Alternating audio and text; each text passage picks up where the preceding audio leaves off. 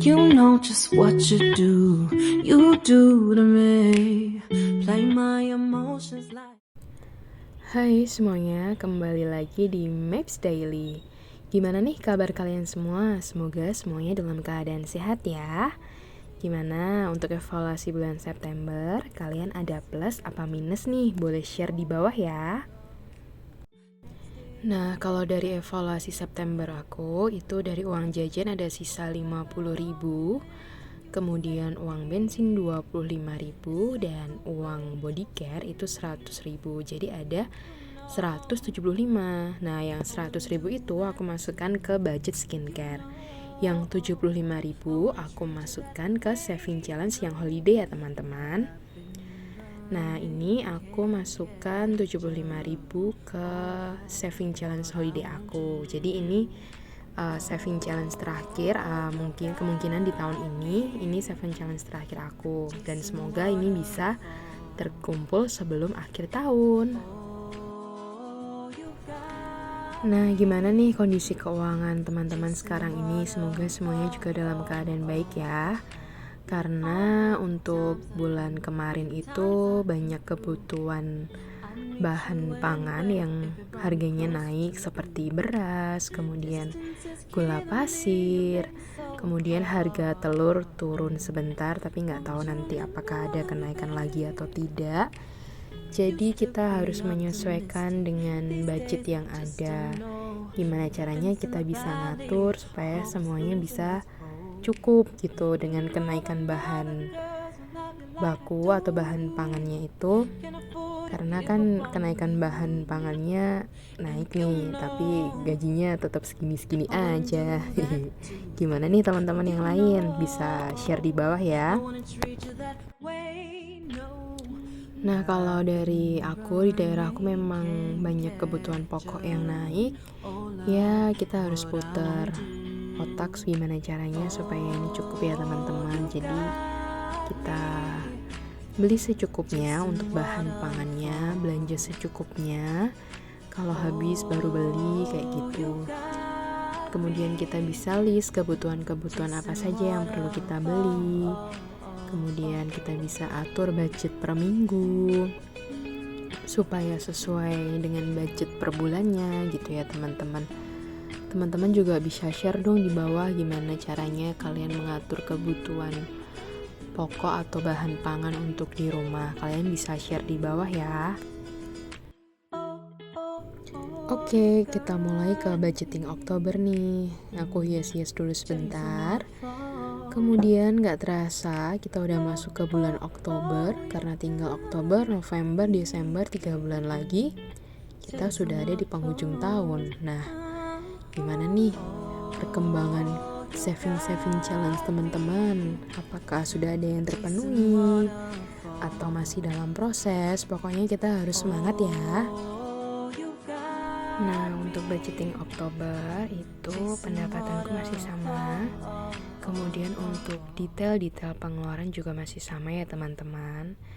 Dan untuk pendapatan lain-lain kebetulan di bulan kemarin atau di bulan sebelumnya itu gak ada, jadi gak bisa aku save di sinking fund atau untuk tambahan kebutuhan aku. Nah, untuk pendapatan itu sebesar 6 juta rupiah. Untuk pos-pos pengeluarannya itu masih sama. Untuk investasi, kemudian ada biaya lain-lain, kemudian nanti ada hutang dan cicilan, kebutuhan tetap dan kebutuhan tidak tetap. Untuk biaya lain-lain seperti biasa untuk orang tua dan sedekah, tapi nominalnya tidak aku cantumkan ya teman-teman, dan itu di luar dari gaji yang aku share. Jadi memang ada pos untuk seorang tua dan sedekah, tapi tidak aku masukkan dalam budgeting ini. Nah, untuk dana darurat itu sebesar 100.000, kemudian investasi sebesar 100.000, untuk cicilan masih sama sebesar 1.900.000, Kemudian untuk kebutuhan tetap ada suami sebesar 900.000. Kemudian untuk rumah 1.200.000.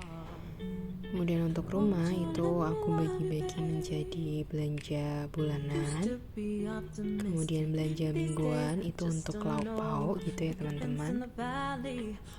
Kemudian untuk wifi, listrik, dan gas itu masih sama, dan itu kita patungan gitu ya sama mertua aku karena aku masih tinggal bareng suamiku.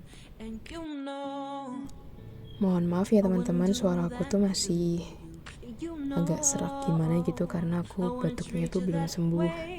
Dari 1 bulan yang lalu itu masih batuk-batuk gitu.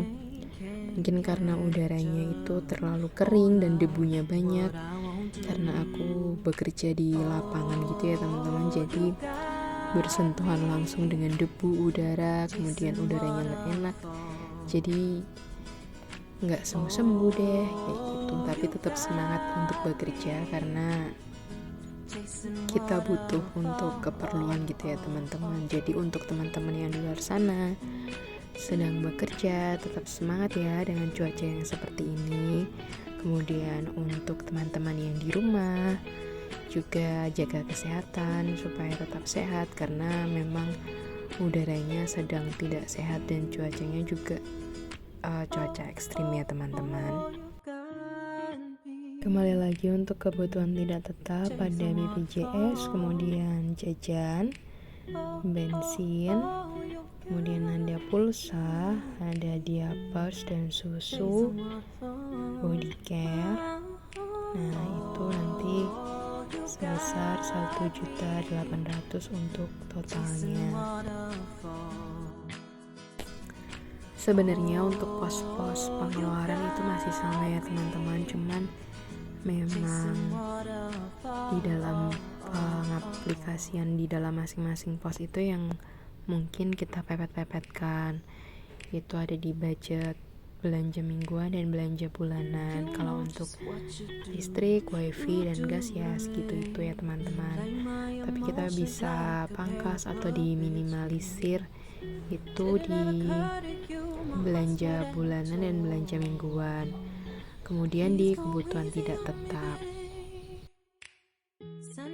Kalau dari aku pribadi sih kita masuk dalam kondisi yang masih sulit gitu ya teman-teman, karena yang aku bilang tadi semua kebutuhan pokok naik, kemudian juga kebutuhan juga tambah banyak. Jadi pintar-pintarnya kita dalam mengatur keuangan, kita bisa menyisihkan sisa-sisa budgeting karena kita nggak tahu gitu loh, maksudnya besok yang terjadi bulan depan, bulan selanjutnya itu kita nggak tahu. Jadi kalau kita bisa menyisihkan ya kita sisihkan dulu untuk kebutuhan-kebutuhan yang akan datang.